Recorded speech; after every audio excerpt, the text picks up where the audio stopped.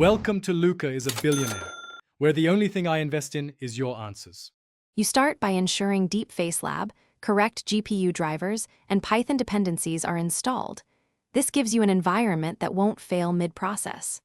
Once done, download a compatible Pretrained model and drop it into the Workspace Models folder so the software recognizes it. Next, prepare your source and target videos by trimming to a manageable 5 30-second clip.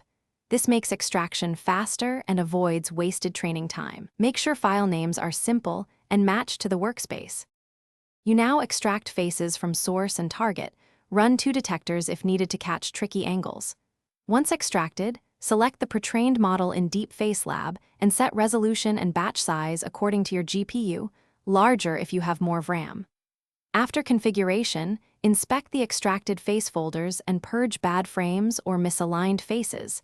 This step prevents artifacts later. If alignments differ, rerun extraction with adjusted parameters, so your datasets match orientation and scale before training. You begin training by loading the pretrained weights and launching the training loop. Watch the preview and loss curve. Steady, gradual improvement is expected. Once satisfied with sample results, run the convert step and fine-tune blending, color transfer, and seamless settings to match skin tones. If you see ghosting or mismatched details, refine the face masks, retrain for a few more epochs, or slightly lower the learning rate. These fixes reduce artifacts and stabilize results, so your final render looks natural. Thanks for watching and please subscribe. It's the best investment you'll ever make.